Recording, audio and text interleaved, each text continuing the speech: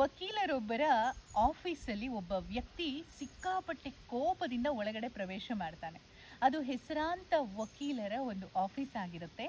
ಆ ವ್ಯಕ್ತಿ ಒಳಗಡೆ ಬಂದವನೇ ಒಂದಿಷ್ಟು ಡಾಕ್ಯುಮೆಂಟ್ಸನ್ನು ಟೇಬಲ್ ಮೇಲಿಟ್ಟು, ನನ್ನ ಈ ಕೇಸನ್ನು ನೀವು ತಗೊಂಡು ನನಗೆ ಇದರಲ್ಲಿ ಜಯ ಸಿಗೋ ಹಾಗೆ ಮಾಡಬೇಕು. ಎಷ್ಟೇ ಖರ್ಚಾದರೂ ಪರವಾಗಿಲ್ಲ, ಸುಪ್ರೀಂ ಕೋರ್ಟ್ ತನಕ ಹೋಗೋದಾದರೂ ಪರವಾಗಿಲ್ಲ, ಈ ಕೇಸಲ್ಲಿ ನಾನು ಅಂದ್ಕೊಂಡ ಹಾಗೆ ಆಗಬೇಕು. ನೀವು ಏನು ಮಾಡ್ತೀರೋ ನನಗೆ ಗೊತ್ತಿಲ್ಲ, ನಿಮಗೇನು ಸಹಾಯ ಬೇಕು ಕೇಳಿ, ನಾನು ಮಾಡ್ತೀನಿ. ಆದರೆ ನಾನಂತೂ ಗೆಲ್ಲಬೇಕು. ನಾನು ಮಾತ್ರ ಇದರಿಂದ ಒಂದು ಹೆಜ್ಜೆ ಹಿಂದೆ ಬರೋದಕ್ಕೂ ತಯಾರಿಲ್ಲ. ನನಗೆ ಗೊತ್ತು ನಿಮ್ಮಿಂದ ಇದಾಗತ್ತೆ ಅಂತ, ನೀವು ಮಾಡಿಕೊಡ್ಲೇಬೇಕು ಅಂತ ಕೋಪದಲ್ಲಿ ಸಿಕ್ಕಾಪಟ್ಟೆ ಮಾತಾಡೋದಕ್ಕೆ ಶುರು ಮಾಡ್ತಾನೆ.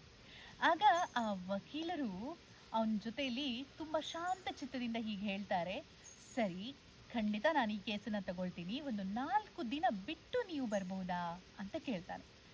ಸರಿ ಅಂತ ಹೇಳಿ ಅವನ ಮಾತಿಗೆ ಗೌರವವನ್ನು ಕೊಟ್ಟು ಆ ವ್ಯಕ್ತಿ ಅಲ್ಲಿಂದ ಹೊರಟು ಹೋಗ್ತಾನೆ. 4 ದಿನ ಕಳೆಯುತ್ತೆ. ಆ ವ್ಯಕ್ತಿ ಮತ್ತದೇ ಕೋಪದಲ್ಲಿ ಬರ್ತಾನೆ. ನೋಡಿದ್ರಿ ಅಲ್ವಾ ಎಲ್ಲ ಡಾಕ್ಯುಮೆಂಟ್ಸನ್ನು, ಈ ಕೇಸನ್ನು ನೀವು ತಗೊಳ್ತೀರಿ ಅಲ್ವಾ, ಸಾಲ್ವ್ ಮಾಡ್ತೀರಿ ಅಲ್ವಾ, ನನಗಂತೂ ನ್ಯಾಯ ಬೇಕು, ನಾನು ಅಂದ್ಕೊಂಡ ಹಾಗೆ ಆಗಬೇಕು ಅಂತ ಹೇಳ್ತಾನೆ. ಆಗ ವಕೀಲರು, ಕೂತ್ಕೊಳ್ಳಿ ಸ್ವಾಮಿ ಅಂತ ಹೇಳಿ, ಸ್ವಲ್ಪ ನೀರು ಬೇಕಾದರೆ ಕುಡೀರಿ ಅಂತ ಹೇಳಿ ಸಮಾಧಾನ ಮಾಡ್ತಾರೆ ಆ ವ್ಯಕ್ತಿಯನ್ನು. ನಿಮ್ಮ ತಂದೆಗೆ ನೀವು 3 ಜನ ಮಕ್ಕಳು, ನೀವು, ನಿಮ್ಮ ತಮ್ಮ, ನಿಮ್ಮ ತಂಗಿ. ಚಿಕ್ಕ ವಯಸ್ಸಲ್ಲೇ ನಿಮ್ಮ ತಂದೆ ತಾಯಿಗಳು ತೀರ್ಕೊಂಡಿರ್ತಾರೆ. ನೀವು ನಿಮ್ಮ ತಮ್ಮ ಮತ್ತು ತಂಗಿಯನ್ನು ಸಾಕೋದಕ್ಕೋಸ್ಕರ ಓದೋದನ್ನು ಬಿಟ್ಟು ಕೆಲಸಕ್ಕೆ ಸೇರ್ತೀರ. ತುಂಬ ಕಷ್ಟಪಟ್ಟು ಹಣ ಸಂಪಾದನೆ ಮಾಡಿ ಬರ್ತೀರಾ. ನಿಮ್ಮ ತಮ್ಮ ಮತ್ತು ತಂಗಿಯನ್ನು ಅದರಿಂದ ಓದಿಸ್ತೀರ. ಒಂದಿಷ್ಟು ದಿನಗಳು ಕಳೆದ ನಂತರ ನಿಮಗೆ ಜೀವನದಲ್ಲಿ ಎಷ್ಟೋ ಚಾಲೆಂಜಸ್ಗಳು ಎದುರಾಗ್ತಾ ಇರುತ್ತಲ್ಲ, ಅದೆಲ್ಲವನ್ನು ಫೇಸ್ ಮಾಡ್ಕೊಂಡು ಬರ್ತೀರಾ. ಒಂದು ದಿನ ನಿಮ್ಮ ತಮ್ಮನಿಗೆ ಹಾವು ಕಚ್ಚಿರುತ್ತೆ. ಅಂತಹ ಸನ್ನಿವೇಶದಲ್ಲಿ ಊರಲ್ಲಿ ಯಾವುದೇ ಹಾಸ್ಪಿಟಲ್ ಇಲ್ಲದ ಸಿಚುವೇಷನಲ್ಲಿ ನಿಮ್ಮ ತಮ್ಮನನ್ನು ನಿಮ್ಮ ಹೆಗಲ ಮೇಲೆ ಹೊತ್ತು ನೀವು ಆಸ್ಪತ್ರೆಗೆ ಕರ್ಕೊಂಡು ಹೋಗಿ ಸೇರಿಸ್ತೀರ.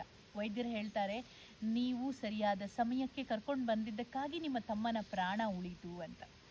ಅದಾದಮೇಲೆ ನಿಮ್ಮ ತಂಗಿಯ ಎಜುಕೇಷನ್ ಮುಗೀತಿದ್ದ ಹಾಗೆ ಆಕೆ ಒಬ್ಬ ಹುಡುಗನನ್ನು ಪ್ರೀತಿಸ್ತಾಳೆ. ಆ ಹುಡುಗನ ಮನೆಯವರು ಸಿಕ್ಕಾಪಟ್ಟೆ ವರದಕ್ಷಿಣೆ ಕೇಳ್ತಾರೆ. ನಿಮ್ಮ ತಾಕತ್ತಿಗೆ ಮೀರಿ ನೀವು ನಿಮ್ಮ ತಂಗಿಗೆ ಅದಿಷ್ಟ ಅನ್ನೋ ಒಂದೇ ಒಂದು ಕಾರಣಕ್ಕೋಸ್ಕರ ಬಹಳಷ್ಟು ಹಣವನ್ನು ಖರ್ಚು ಮಾಡಿ ಅವಳ ಮದುವೆಯನ್ನು ವಿಜೃಂಭಣೆಯಿಂದ ಮಾಡಿ ಅವಳನ್ನು ಕಳಿಸ್ಕೊಡ್ತೀರ. ಅದಾದಮೇಲೆ ನಿಮ್ಮ ತಮ್ಮ ಹೇಳ್ತಾನೆ, ನಾನು ಫಾರಿನ್ಗೆ ಹೋಗಿ ಓದಬೇಕು ಅಂತ. ಸರಿ, ನನ್ನಿಂದ ಆಗೋದಿಲ್ಲ ಅಂತ ಗೊತ್ತಿದ್ರೂ ಸಮೇತ ತಮ್ಮನಿಗೋಸ್ಕರ ನೀವು ಸಾಲ ಮಾಡ್ತೀರಾ, ಅವನನ್ನು ಫಾರಿನ್ನಲ್ಲಿ ಓದಿಸ್ತೀರ.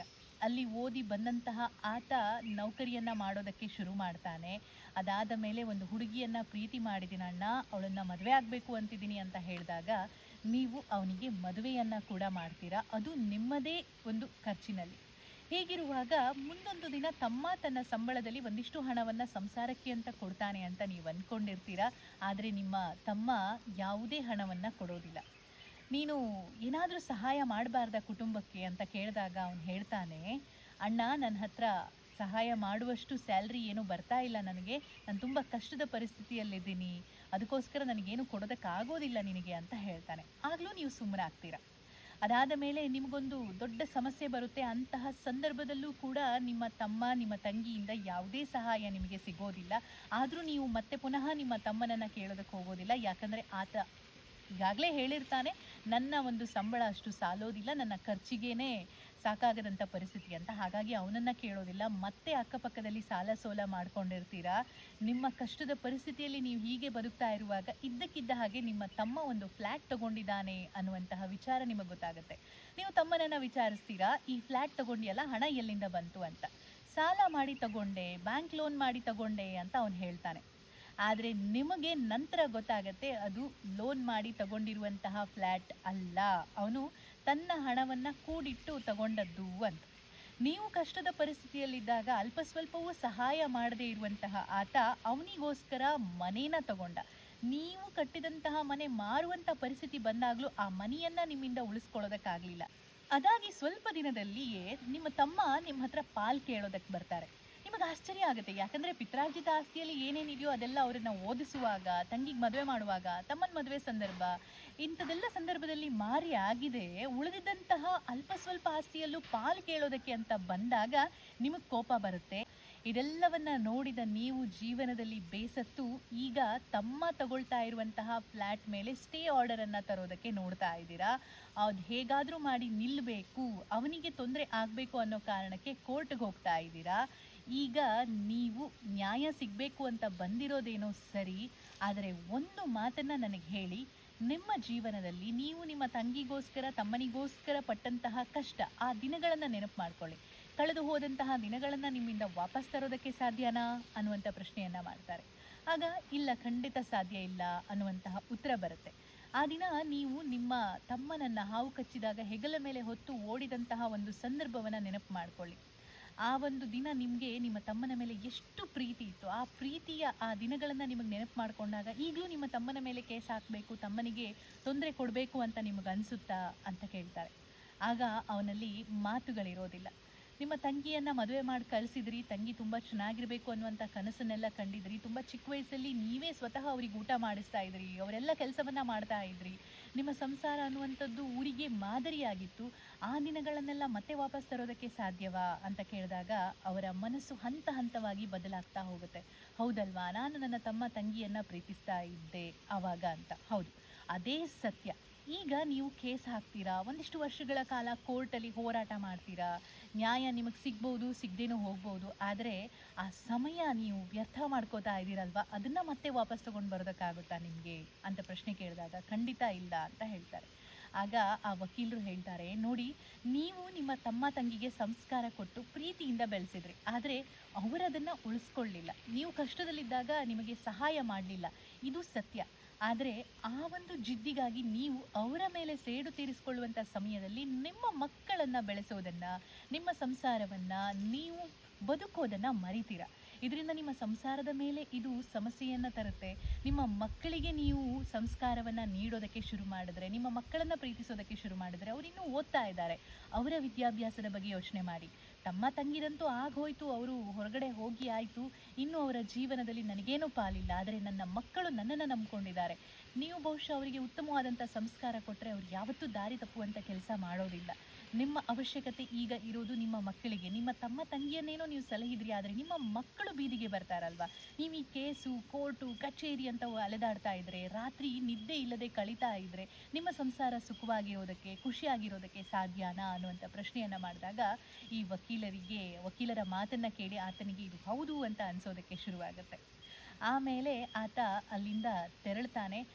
ವಕೀಲರು ಅನ್ಕೋತಾರೆ, ಇವನು ಇಲ್ಲಿಂದ ಹೋಗಿದ್ದಾನೆ, ಇನ್ನೊಂದು ಯಾರೋ ವಕೀಲರನ್ನ ಭೇಟಿ ಆಗ್ತಾನೆ, ಮತ್ತೆ ಪುನಃ ಕೇಸ್ ಹಾಕ್ತಾನೆ, ಆ ಕೇಸಲ್ಲಿ ಹೋರಾಟ ಮಾಡ್ತಾನೆ, ಅದರಲ್ಲಿ ಗೆಲ್ಲಬಹುದು ಅಂತ. ಒಂದಿಷ್ಟು ವರ್ಷಗಳು ಕಳೆಯುತ್ತೆ, ಒಂದು 10 ವರ್ಷ ಇರ್ಬೋದು. 10 ವರ್ಷ ಆದಮೇಲೆ ವಕೀಲರ ಆಫೀಸಿಗೆ ಅದೇ ವ್ಯಕ್ತಿ ಬರ್ತಾನೆ. ವಕೀಲರಿಗೆ ಗುರುತು ಪರಿಚಯ ಸಿಗೋದಿಲ್ಲ, ಅದೇ ವ್ಯಕ್ತಿ ಪರಿಚಯ ಮಾಡ್ಕೋತಾನೆ. 10 ವರ್ಷದ ಹಿಂದೆ ನನ್ನ ತಮ್ಮನ ಮೇಲೆ ಕೇಸ್ ಹಾಕೋದಕ್ಕೆ ಅಂತ ನಾನು ಇಲ್ಲಿಗೆ ಬಂದಿದ್ದೆ, ಆದರೆ ಈಗ ನನ್ನ ಜೀವನ ಬದಲಾಗಿ ಹೋಗಿದೆ. ನನ್ನ ಮಗ ಡಾಕ್ಟರ್ ಆಗಿದ್ದಾನೆ, ಊರಲ್ಲಿ ಒಂದು ಆಸ್ಪತ್ರೆ ಕಟ್ಟಿಸ್ತಾ ಇದ್ದಾನೆ. ನನಗೆ ಎಷ್ಟೋ ವರ್ಷಗಳ ಕನಸಿತ್ತು ನನ್ನ ಹುಟ್ಟೂರಲ್ಲಿ ಒಂದು ಆಸ್ಪತ್ರೆ ಅನ್ನೋದು ಬರಬೇಕು ಅಂತ, ಅದು ಈಗ ಈಡೇರ್ತಾ ಇದೆ, ಖುಷಿ ಆಗ್ತಾ ಇದೆ, ಸಿಹಿ ತಗೊಳ್ಳಿ ಅಂತ ವಕೀಲರ ಹತ್ರ ಕೇಳ್ತಾನೆ. ಆಗ ವಕೀಲರಿಗೂ ಆಶ್ಚರ್ಯ ಆಗುತ್ತೆ. ಅವತ್ತು ನೀವು ಹೇಳಿದಂತಹ ಬುದ್ಧಿ ಮಾತು, ನಿಮ್ಮ ಮಕ್ಕಳಿಗೆ ಒಳ್ಳೆ ಸಂಸ್ಕಾರ ಕೊಡಿ, ನಿಮ್ಮ ಮಕ್ಕಳಿಗೆ ಸಮಯ ಕೊಡಿ, ನಿಮ್ಮ ಮಕ್ಕಳನ್ನು ಒಳ್ಳೆ ರೀತಿಯಲ್ಲಿ ಓದಿಸಿ, ಅವರಿಗೇನೇನು ಬೇಕೋ ಅದೆಲ್ಲ ಮಾಡಿಕೊಡಿ, ಖುಷಿಯಿಂದ ಇರಿ, ಪ್ರೀತಿಯಿಂದ ಇರಿ, ಹಿಂದೆ ಆಗಿರೋದೆಲ್ಲ ಬಿಟ್ಬಿಡಿ, ಕ್ಷಮಿಸಿಬಿಡಿ. ನಿಮ್ಮ ತಮ್ಮ ತಂಗಿಗಂತೂ ಸಂಸ್ಕಾರ ಇಲ್ಲ, ಆದರೆ ನಿಮ್ಮ ಮಕ್ಕಳು ಖಂಡಿತ ಹಾಗಾಗೋದಿಲ್ಲ ಅನ್ನುವಂಥ ಮಾತನ್ನು ಹೇಳಿದ್ರಿ.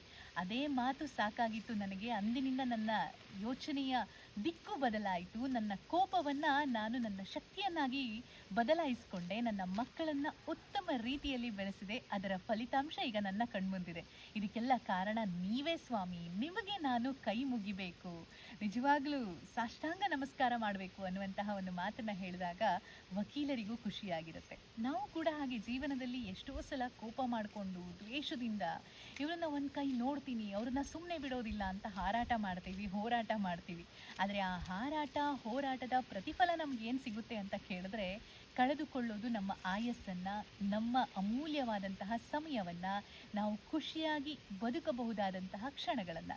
ಇದನ್ನೆಲ್ಲ ಎಷ್ಟು ಜನ ಅರ್ಥ ಮಾಡ್ಕೋತಾರೋ ಗೊತ್ತಿಲ್ಲ, ಆದರೆ ಒಂದಿಷ್ಟು ಜನ ಮಾತ್ರ ಅರ್ಥ ಮಾಡಿಕೊಂಡು ಬುದ್ಧಿವಂತಿಕೆಯಿಂದ ಬದುಕ್ತಾರೆ. ಅವರ ಪಾಲಿಗೆ ಬದುಕು ಬಹಳ ಅದ್ಭುತವಾಗಿರುತ್ತೆ. ಆ್ಯಂಡ್ ಇನ್ನು ಕೆಲವರ ಪಾಲಿಗೆ ಬದುಕು ನರಕ ಸದೃಶವಾಗಿರುತ್ತೆ. ಆಯ್ಕೆ ಅನ್ನೋದು ನಮ್ಮ ಕೈಯಲ್ಲೇ ಇದೆ. ಹಾಗಂತ ಮೋಸ ಮಾಡಿದವರನ್ನೆಲ್ಲರನ್ನ ಹಾಗೆ ಬಿಡ್ಲಿಕ್ಕಾಗುತ್ತಾ, ಅದು ಹೇಗಾಗುತ್ತೆ ಅನ್ನುವಂಥ ಮಾತು ಕೂಡ ಬರುತ್ತೆ. ಅದು ಅವರವರ ಮನಸ್ಥಿತಿಗೆ ಬಿಟ್ಟಂತಹ ವಿಚಾರ. ಆಯ್ಕೆಯ ವಿಚಾರ ಬಂದಾಗ ನಾವು ಒಳ್ಳೆಯದನ್ನು ಆಯ್ಕೆ ಮಾಡ್ಕೋತೀವೋ, ಖುಷಿಯನ್ನು ಆಯ್ಕೆ ಮಾಡ್ಕೋತೀವೋ, ಅಥವಾ ದುಃಖವನ್ನು ಆಯ್ಕೆ ಮಾಡ್ಕೋತೀವೋ, ಅದೆಲ್ಲವೂ ನಮಗೆ ಬಿಟ್ಟಂತಹ ವಿಚಾರ ಆಗಿರೋದ್ರಿಂದ ಇಲ್ಲಿಯೂ ಕೂಡ ಸರ್ವೈವಲ್ ಆಫ್ ದ ಫಿಟ್ಟೆಸ್ಟ್, ಹೋರಾಟ ಮಾಡುವವನಿಗೆ ಜಯ ಅಂತ ಹೇಳ್ತಾರಲ್ಲ ಹಾಗೆ. ಇನ್ನೊಂದು ಇಂಥದ್ದೇ ಕಥೆಯ ಜೊತೆಗೆ ಮತ್ತೆ ವಾಪಸ್ ಬರ್ತೀನಿ. ನಾನು ನಯನ. ನಮಸ್ಕಾರ.